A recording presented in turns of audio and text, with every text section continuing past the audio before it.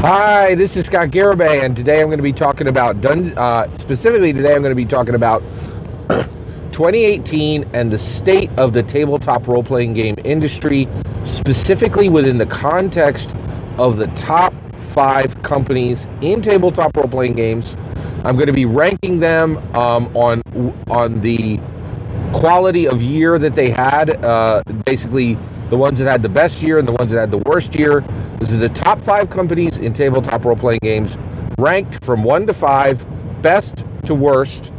And for each company, I'm going to talk about the most significant events, products, and people.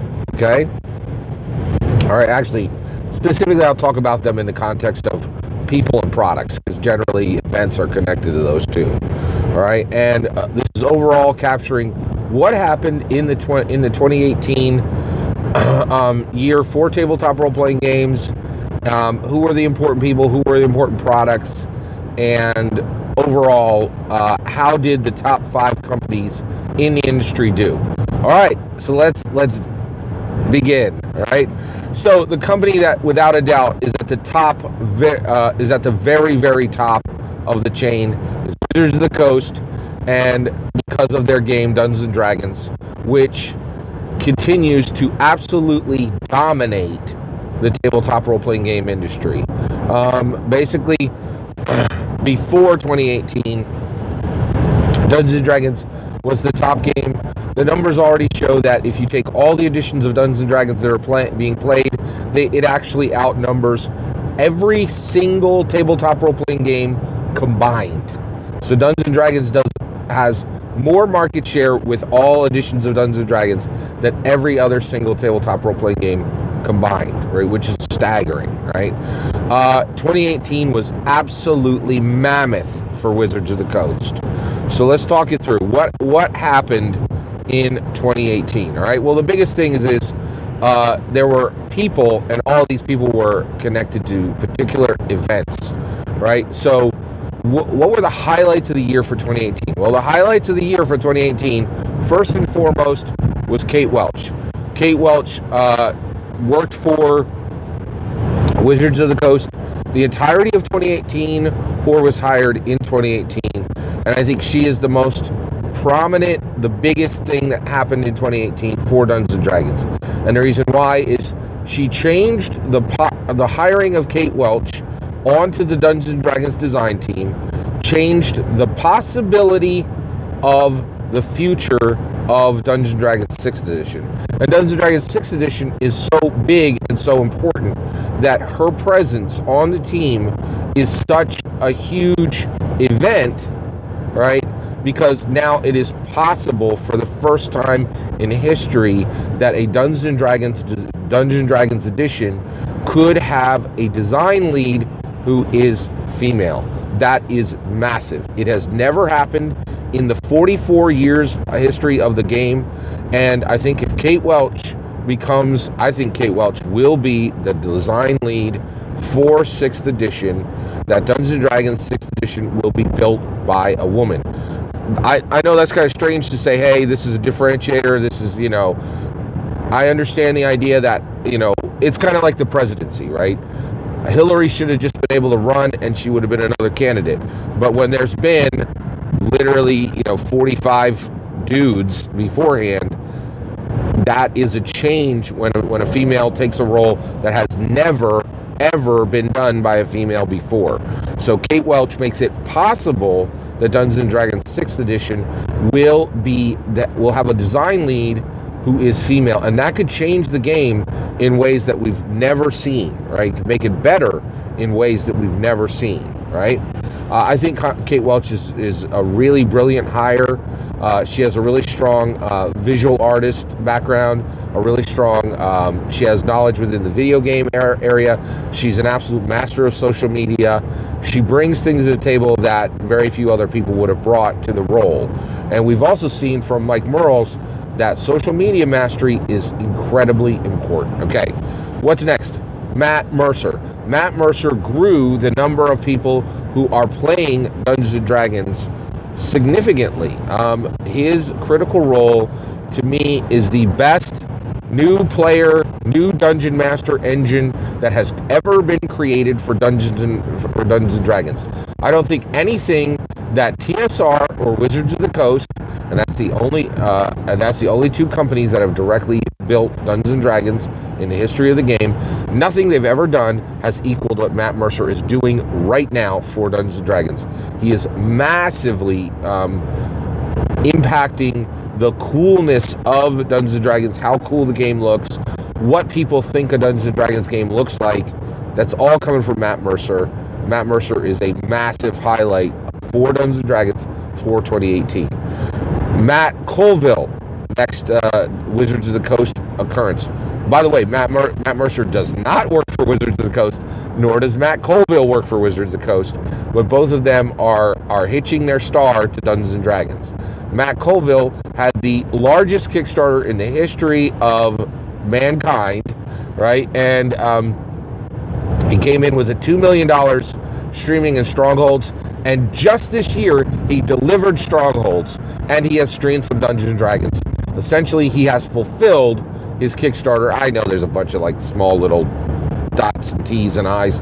That's not a big deal. Any Kickstarter can go south, and when you have $2 million, you know, like Matt Colville could have just packed up and moved to Thailand.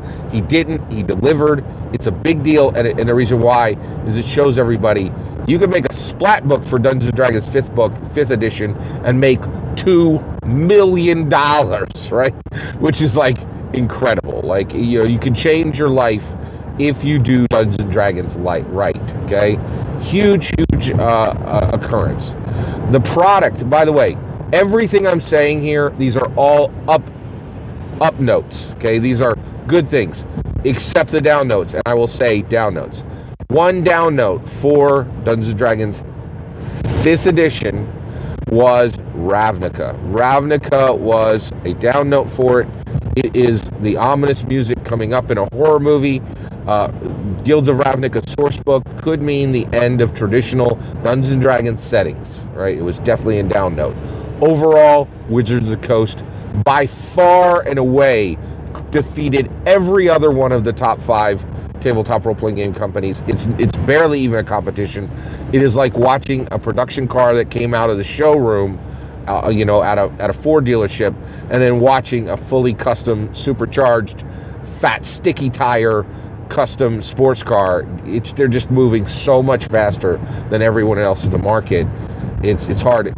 One more person for Dungeons & Dragons 5th edition, Joe Manganiello, right?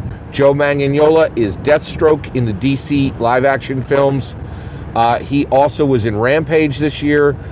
He is married to the woman who plays Al Bundy's wife on Modern Family. And Joe Manganiello is a real movie star, right? Now, he's certainly not A-list movie star, but he is highly respected, and he has a distinct movie star career. And he is best buds with Luke Gygax.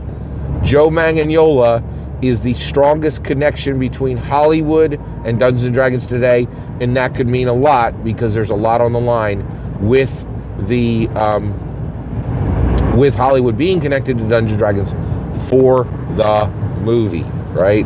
So that is really big. Also, along the lines, the movie itself, the Dungeons & Dragons movie itself, which was announced in 2016, is absolutely a downbeat for Dungeons & Dragons because it lost its script, it lost its producer, it lost its script, it's lost its studio, and it lost its attached actors. All of those were lost, to my knowledge, in 2018. So the progress that we were hoping to see with the movie, the progress was halted, and it looks like it's going into development limbo, which is really, really sad. All right, let's keep going. All right, that is Wizards of the Coast. What's next? Well, the next company that had the second best year is Fantasy Flight Games. Well, what did Fantasy Flight Games do? Well, Fantasy Flight Games kept the Star Wars tabletop role-playing game license. it's a very big deal.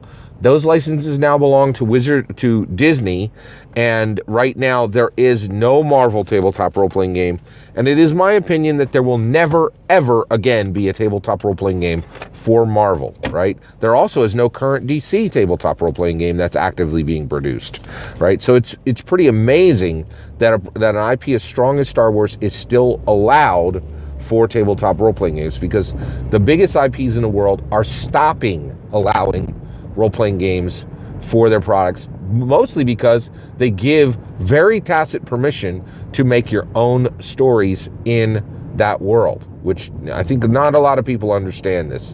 But I think licenses for tabletop role-playing games, big IP licenses, are tenuous.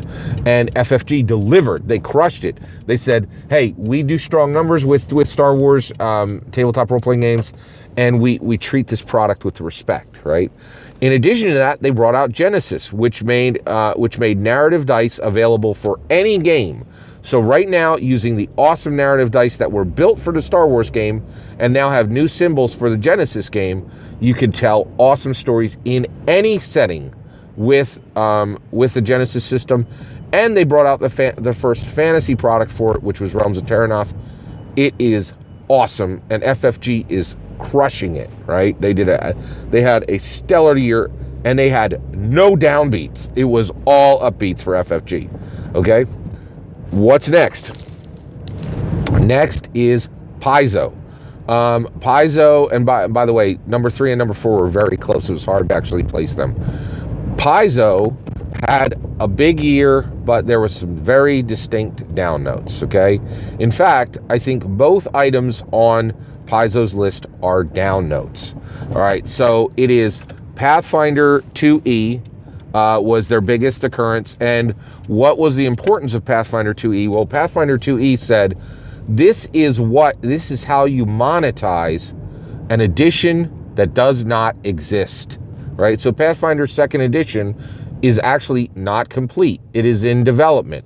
However, at Barnes & Noble and multiple FLGSs, I saw a beautiful hardback book with art, with amazing layout, and with 2 years of design work in it, and it was the Pathfinder 2E product book, the Pathfinder 2E core rule book, which is supposed to be a playtest, which I think it is absurd to call it a playtest because it's so finished. It's ridiculous to call that product a playtest. So, but as far as an industry event, Paizo said this is how you monetize your playtests, and they did a tremendous job of monetizing that playtest. So, from a commercial perspective, from an industry perspective, Pathfinder 2E is very important. What else? And then also Starfinder. So, I'm gonna give a confession here. I will tell you constantly when I'm right, because I love to be right, but sometimes I'm wrong. And I gave Starfinder a pretty bad and a pretty rough review year, and I really was very dismissive of that game. But Starfinder has turned out to be absolutely tremendous. The Pact World books, the core rule books, the continued product placement for the continued products that are being made for Starfinder, that product is being given such love and is such a high quality product. I think Starfinder was absolutely one of the biggest highlights of 2018. And so I'm sorry, Pathfinder. So Starfinder is absolutely an up note. I do think Pathfinder 2E is a down note overall, because even the existence of a second edition, I think at the macro level, no one really wanted that. They wanted to keep Pathfinder 1E forever, and the reason why is Pathfinder 1E is Pathfinder is Dungeons & Dragons 3.75. That is the one product in the world that is most resistant to actually saying, yes, we'll have this as a real product.